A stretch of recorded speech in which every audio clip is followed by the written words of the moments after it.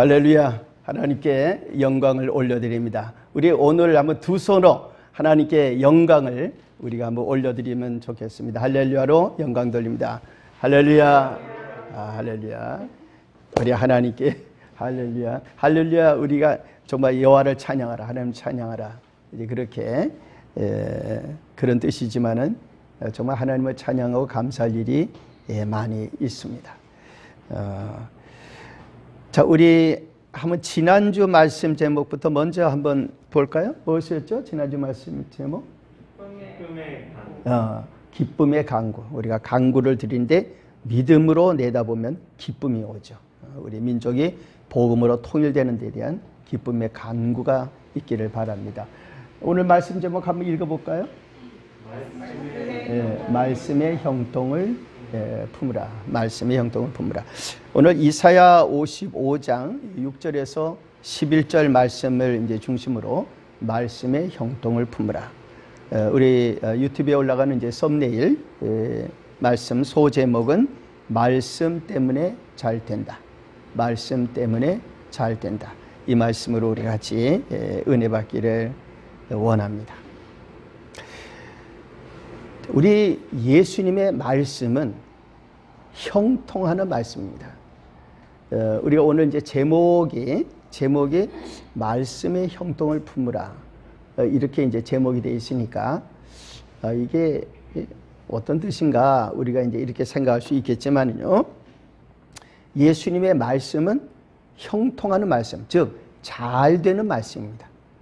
길이 열리는 말씀입니다. 또 길을 여는 말씀이라고 할 수가 있습니다. 제가 그 초등학교 아마 1, 2학년이었는지 좀 정확하게 기억은 나질 않습니다. 그렇지만 그때 이제 저희 아버님께서 그 당시에 나무로 아주 총을 갖다 이 기관총 같은 총을 갖다 하나 저한테 만들어 주셨어요.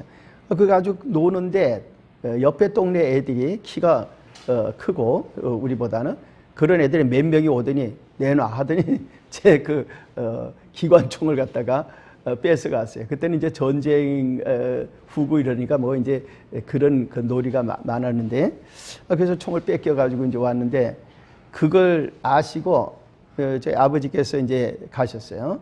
가가지고 걔네들을 만나서 총 내놔.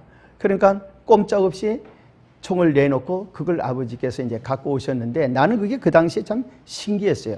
어떻게 저렇게 센 애들이 여럿이 아버지한테는 꼼짝을 못할까 이런 생각을 이제 해보았습니다. 그때 제 마음에는 아버지가 하시는 말씀은 잘 된다. 아버지 말씀하면은 다 통한다. 이런 생각. 그러니까 지금 표현대로 한다면은 말씀이 형통입니다. 이제 말씀이 형통. 그 당시 이제 어렸을 때는 아버지가 말씀하니까 그걸 그냥 총을 갖다가 내놓고 쟤네들이 그냥 가는구나. 이렇게 이제 생각을 한 것이죠.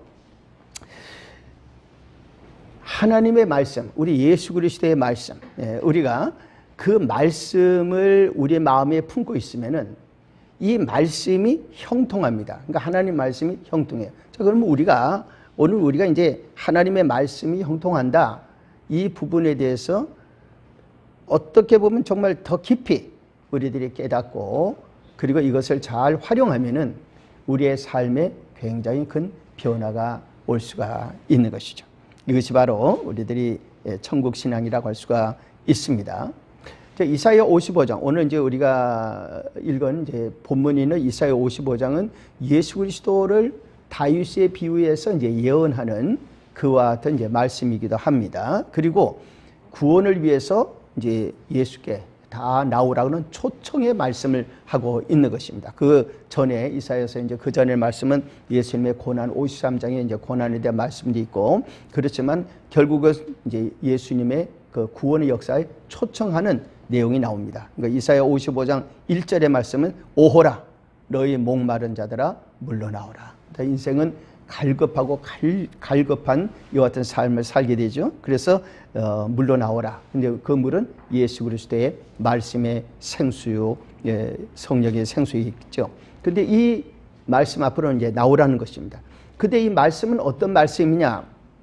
3절에 우리가 보면 그 전에 3절의 말씀에 이것을 이렇게 설명을 하고 있습니다. 너희는 귀를 기울이고 내게로 나와 들으라. 그리하면 너희 영혼이 살리라. 내가 너희를 위하여 영원한 언약을 맺으리니. 영원한 언약, Eternal Covenant라는데 영원한 언약을 맺으리니. 그 다음에 중요한 말씀이에요. 곧 다윗에게 허락한, 다윗이니까 다윗 왕이죠. 그런데 다윗의 뒤를 이어서 오신 예수 그리스도까지 다 포함해서 하는 말씀입니다. 곧 다윗에게 허락한 확실한 은혜라. 이 확실한 은혜라는 말은 이제 우리 말로 번역할 때 확실한 은혜 이렇게 번역을 했지만 영어로는 이 표현이 조금 다양합니다. 원어의 뜻도 그래서 그러니까 이 확실한 은혜라는 말은 신실하고 확실한 은혜의 사랑이다. 또는 신실하고 확실한 긍휼을 베푸는 은혜의 사랑이다.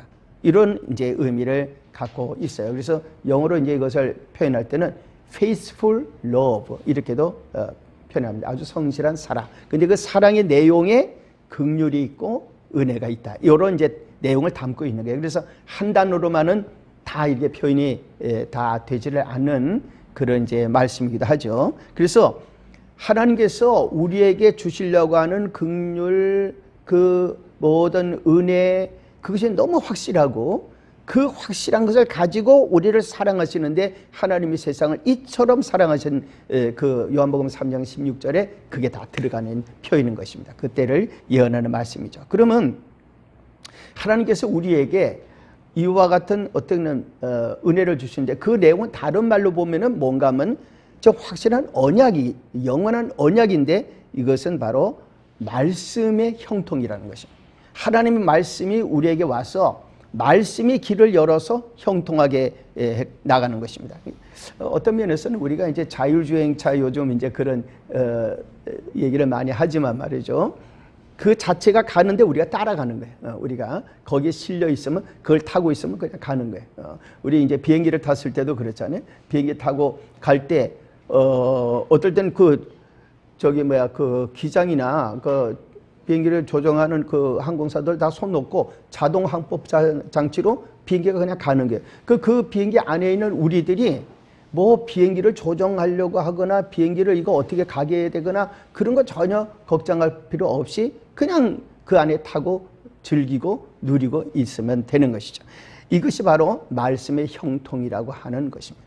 자, 그러면 하나님이 우리에게 주시는 이 말씀의 형통에 몇 가지 중요한 게 있는데 그 첫째가 뭔가 하면 긍휼의 말씀을 믿는 회개를 할 때 하나님의 긍휼의 말씀을 영원한 그 긍휼의 말씀을 믿는 회개를 할 때 용서의 말씀이 온다.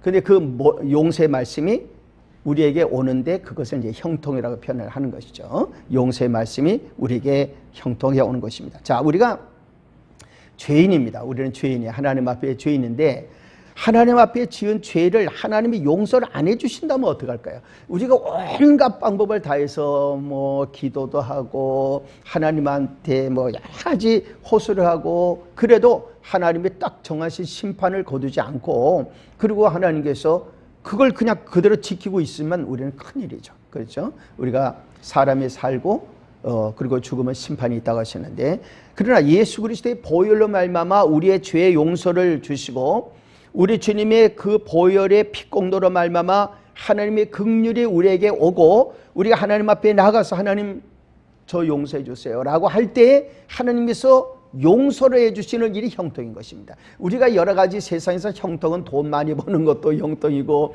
뭐 예를 들어서 아주 유명한 어떤 사람이 되고 위치에 오르고 이거 다 형통이지만은 우리의 인생에 있어서 가장 중요한 형통은 뭔가 하면 죄 사함 받는 형통입니다.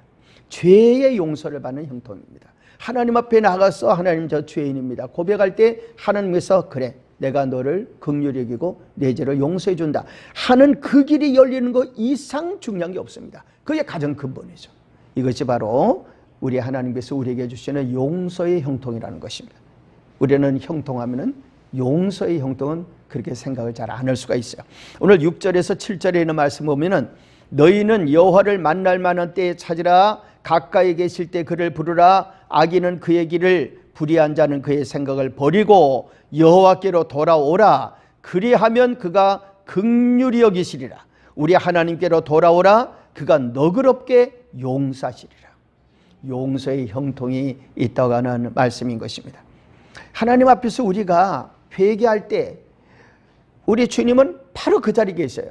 우리가 하나님은 늘 우리하고 가까이 계시는 분이에요. 그러니까 가까이 계실 때 찾으라는 거죠.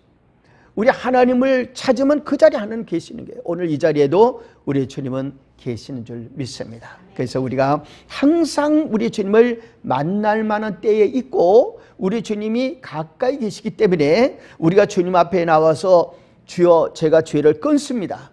제가 죄를 끊사오니 거룩하게 살겠사오니 저희 죄를 용서해 주시옵소서 할 때에 우리 하나님께서 그래 내가 너를 너그럽게 용서한다. 그렇게 우리를 용서해 주시는 것입니다. 그리고 우리가 하나님의 용서를 받으면 하나님이 역사하셔서 하나님의 화해자가 되시고 주님이 중보자가 되셔서 사람들 사이에 원수된 것도 장벽을 허물어 주신다 그랬어요. 원수된 것을 소멸해 주신다 그랬어요. 이렇게 해서 우리 마음에 진정한 기쁨이 오고 또 우리에게 하나님께서 용서의 형통함을 열어주신 것입니다. 지금 우리 사회는 용서가 안 되죠. 우리 사회에 많은 사람들이 서로가 용서가 안 됩니다. 남북 간에도 용서가 안 되고 뭐 동서 간에도 용서가 안 되고 모든 용서가 안 돼요. 그래서 절대로 이 사람들은 용서할 수 없기 때문에 온갖 수단 방법을 다해서 상대방을 잡아넣어야 되고 그 사람들을 갖다가 고통을 줘야만 어떻게 보면 마음이 풀리는 거죠. 그런 것이 있는 것입니다. 그래서 우리가 하나님 앞에서 우리 사회를 생각할 때 용서가 있고 용서의 길이 열리는 것이 가장 중요해요. 우리가 예수 그리스도 안에 통일되어지는 우리나라가 통일되어진다고 하면은 이 통일이라는 것은 용서의 형통이 있지 않고는 절대로 이루어질 수가 없는 것이죠. 그런데 그 문이 예수 그리스도 십자가의 보혈인 줄 믿습니다. 두 번째는 기적의 말씀을 믿는 믿음을 가지면은 기적의 말씀을 믿는 믿음을 가지면 하나님 말씀은 내비게이션처럼 돼가지고 우리에게 말씀의 형통을 주십니다. 자, 이것을 우리가 내비게이션 말씀의 형통이라 할 수 있어요. 우리가 내비게이션이라는 표현을 우리가 쓰지만은 우리 자동차를 타고 운전을 하는 분들은 다 내비게이션 안내를 많이 받죠. 뭐 중요한 일에 지금은 다 인공위성을 통해서 이렇게 보고 안내를 내비게이션의 도움을 받게 되어집니다. 이런 내비게이션의 도움을 우리가 받는 것처럼 하나님의 말씀이 우리 안에 들어오면은 이 말씀은 우리를 완전히 차원이 높은 수준에서 세상을 보면서 하나님이 그 모든 일을 가이드해주고 인도해 주시는 것을 경험하는 형통함이 있습니다. 여러분들 여기서 만약에 저같이 말이죠. 길을 그렇게 잘 모르는 사람이 운전을 해서 어디를 간다고 그러면 제가 어떻게 가겠어요? 내비게이션의 도움을 받아야죠. 그럼 그 내비게이션이 여기로 저기로 가라고 하는 안내를 해주는 대로 갑니다. 어떨 때는 내비게이션이 잘못 인도할 때도 있지만은 그래도 대개 내비게이션이 잘 인도를 해서 가는 것입니다. 그렇게 뭐 예를 들어서 지금 우주선이 말이죠. 화성까지 간다. 뭐 이러면 그거 다 내비게이션의 안내를 받아서 가게 되어지는 것입니다. 자, 우리 예수님께서 설교하실 때 비유를 사용하셨어요. 그러니까 우리 주님께서 사람들에게 말씀을 전할 때 두 가지 방법을 쓰셨습니다. 하나는 비유를 사용하셨고 하나는 비유를 사용하지 않으셨고. 그러면 어떤 경우에 비유를 사용하시는가? 그것은 사람들이 머리로 이성으로 이해를 해야 될 사람들의 경우에 비유로 말씀했습니다. 그것은 뭔가 하면 그걸 땅의 일이라고 말씀하셨어요. 땅의 일. 땅의 일이라는 것은 땅에 여러 가지 일들이 있는 걸 비유로 들어가지고 뭐 물고기를 잡는 것으로 비유를 삼기도 하고 여러 가지 비유로 그게 땅의 일이에요. 예수님께서 니고데모에게 거듭나는 것에 대해서 말씀할 때 땅의 일을 가지고 말씀하셨어요. 사람이 태어날 때 그것을 생각하게 하고 그 다음에 거듭나는 것을 하늘에서 태어나는 것을 말씀한 거예요. 그런데 니고데모가 그걸 잘 못 알아들었어요. 즉 그 말씀이 무슨 말씀인지 못 알아들었어요. 그랬을 때 우리 주님께서 말씀하신 것은 땅의 일을 얘기해도 모르는데 하늘의 일을 얘기한다면 네가 어떻게 알겠느냐 이런 말씀을 하신 거예요. 그 말씀 뭔가 하면은 땅에 있는 일을 비유로 말씀해도 못 알아듣는데 비유가 없이 그러니까 땅에 너희들이 이렇게 알고 있는 것에 근거를 두지 않고 그냥 바로 하늘의 일을 얘기하면 무슨 방법으로 너희들이 이걸 알아듣겠느냐, 이런 말씀을 하신 것입니다. 그래서 우리 하나님께서 머리로 믿는 신앙이 있고, 머리는 이해가 안 되지만은 말씀이 올 때 그게 무슨 뜻인지 잘 몰라도 아멘 믿습니다는 가슴으로 받는 말씀이 있다는 거예요. 그러니까 우리 하나님 앞에서 이 믿음을 가질 때 어떤 믿음을 가져야 되느냐, 머리로 받아들여야지만 받아들이는 믿음이 아니라 땅의 일을 비유로 해서 이해가 되지 않아도, 그래서 제자들한테는, 내가 외인들한테는 비유로 말하지만은 너희들에게는 내가 비유로 말하지 않고 이것을 그냥 바로 얘기한다 하는 것은, 이 제자들이 머리로 받아들이지 말고 너희들 가슴으로 받아들이라, 이런 말이죠. 그래서 이스라엘 백성들은 그 대제사장들이 가슴에 이제 흉패를 갖는데, 여기 우림과 둠밈이라는 판결 보석을 가지고 이 우림과 둠밈을 통해서 그렇다 아니다, 예 아니오라는 하나님 대답을 받아서 일을 진행을 해나가 판결을 하는 것입니다. 그처럼 하나님께서 우리 가슴에 하나님의 사랑과 하나님의 긍휼과 말씀을 받아서 내 가슴으로 아멘 믿는 이 신앙, 내 머리는 이해가 안 돼도 하나님의 말씀이 내 심령 속에 있어서 아멘 하는 경우에는 하나님의 기적을 믿게 되고, 하나님의 기적을 믿는 믿음대로 전혀 우리 인간이 생각하고는 전혀 다른 역사들이 일어나 홍해도 갈라지게 되고 하늘에서 만나도 내리고 우리 하나님께서 여리고도 무너뜨리신다, 이 말이죠. 그래서 8절과 9절에 있는 말씀에, 이는 내 생각이 너희 생각과 다르며 내 길은 너희의 길과 다름이니라, 여호와의 말씀이니라. 이는 하늘이 땅보다 높음같이 내 길은 너희의 길보다 높으며 내 생각은 너희의 생각보다 높음이니라. 우리 하나님 앞에서 정말 놀라운 기적은 이렇게 나타나는 거예요. 여러분들, 우리 지구가 지금 돌고 있죠? 지구의 자전 속도가 적도 같은 데는 시속 1670km입니다. 우리나라 위도 정도에서의 지금 도는 속도는 시속 1337km라 그래요. 이게 잘 이해가 안 되는데, 이게 서울과 부산을 KTX로 간다 그러면은 서울과 부산을 가는 그 시간을 만약 이것으로 이제 지구의 도는 속도로 간다면 11분 내지 16분 걸리는 거예요. 그러니까 KTX보다 지금 5.5배가 빨리 지구가 돌아가고 있다는 겁니다. 이게 공전하는 것, 태양을 도는 속도는 더 빠릅니다. 시속 10만 7천 킬로미터로. 그러니까 마하 2, 즉 음속 2배의 제트기보다도 44배가 빠른 속도로 지구는 지금 달려가고 있는 겁니다. 근데 우리 어지럽지 않잖아요. 왜 그렇습니까? 지구하고 같이 가니까.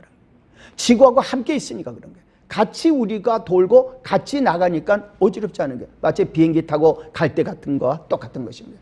우리가 예수 그리스도 안에 있으면, 주님을 믿으면 주님의 속도로 우리가 가는 것입니다. 주님의 역사로 우리가 움직이는 것입니다. 하늘에서 보고 인도하는 것입니다. 이것이 우리의 삶이 되는 것이에요. 그래서 우리가 신령기도 때에 하나님의 앞에서 우리는 하나님 말씀을 내 머리가 아니라 마음으로 아멘으로 믿고 나가면은 우리는 예수 그리스도 안에 있어서 하나님께서 인도하시는 속도로 가니까 지름길로 가게 되고, 사람들이 인간 수단 방법으로 갈 때는 까마득해 보이는 길을 순식간에 거기에 도착할 수 있는 역사가 일어날 줄 믿습니다. 놀라운 기적이 일어날 거예요. 마지막으로 세 번째로, 시작한 일이 다 이루어지는 것을 믿는 믿음인데 성취의 말씀의 형통이 우리에게 따르게 되는 것입니다. 10절과 11절 보니까, 이는 비와 눈이 하늘로부터 내려서 그리로 되돌아가지 아니하고 땅을 적셔서 소출이 나게 하며 싹이 나게 하여 파종하는 자에게는 종자를 주며 먹는 자에게는 양식을 줌과 같이 내 입에서 나가는 말도 이와 같이 헛되이 내게로 되돌아오지 아니하고 나의 기뻐하는 뜻을 이루며 내가 보내는 일에 형통함이니라. 하나님의 말씀이 그와 같은 놀라운 일을 이루는 거예요. 요한복음 3장 12절에 내가 땅의 일을 말하여도 너희가 믿지 아니하거든 하물며 하늘의 일을 말하면 어떻게 믿겠느냐. 다른 말로 하면 우리가 이 세상 땅의 일을 생각하는 사람 수준이 아니라 하늘의 일을 생각하는 사람의 수준으로 우리는 바뀌어서 삶을 살게 되어지는 것입니다. 우리 하나님 앞에 놀라운 기적들이 나타나게 되는 것이죠. 우리가 7년 기도를 통해서 우리가 하나님 말씀에 아멘하면 말씀이 우리에게 지혜를 주고 말씀이 우리에게 감동을 주고 이렇게 가야 되겠구나 하는 역사 가운데 우리들이 나가게 되는 것이고, 우리 제가 이 말씀하면 제가 지난번 이제 성경을 읽고 있는데 요한복음 3장 12절에서 딱 머물렀어요. 하물며 하늘의 일을. 그래서 하물며 하나님의 일을 하고 묵상하고 있는데 우리 딸이 온정이 저한테 문자를 보냈어요. 아빠, 성경을 읽으니까, 아침마다 이제 성경인데 성경을 읽으니까 생각이 잘 되고 회의나 모든 거 할 때도 더 일이 잘 되는 것 같다고 하는 이제 문자를 보내왔어요. 그때 내가 마음에 그런 생각이 딱 들어온 겁니다. 아, 하늘의 일, 하물며 하늘의 일. 우리가 하나님 말씀을 받고 성경의 말씀을 내가 품고 살면은 하물며 하늘의 일이라고 말하는 인간으로는 안 되는 수준의 일들이 이루어진다. 하나님께서 오늘 우리 이곳에 있는 모든 분들에게 이 역사를 주셔서 우리인과 두면 한결중패가 마음이 있고 말씀에 아멘하는 가운데 기적이 나타나서 우리 오늘 이곳에 있는 모든 분들이 말씀의 형통의 복을 다 받으시기를 예수님의 이름으로 축복합니다. 우리를 인도하시는 아버지 하나님, 우리가 하나님의 말씀을 가슴에 품고 우림과 둠임 같이 하나님께서 주시는 분별을 따라서 우리들이 아멘 아멘 믿으며 나아갈 때 인간으로는 도저히 생각할 수 없는 속도로 우리 하나님이 우리를 인도해 주시고 놀라운 길을 여셔서 홍해를 수십 년 걸려도 손바닥으로 쳐도 못 건너갈 것을 순식간에 하룻밤에 건너가게 하신 것처럼 우리 하나님 우리의 앞길을 형통하게 열어주실 줄 믿습니다. 나라와 민족을 구원하시고 우리의 대한민국을 한반도를 복음으로 통일하시고 성령의 놀라운 기적으로 7년 기도를 통해서 우리 많은 우리 한국교회가 부흥되는 역사도 일어나게 하옵소서. 예수님 이름으로 기도 올리옵나이다. 아멘.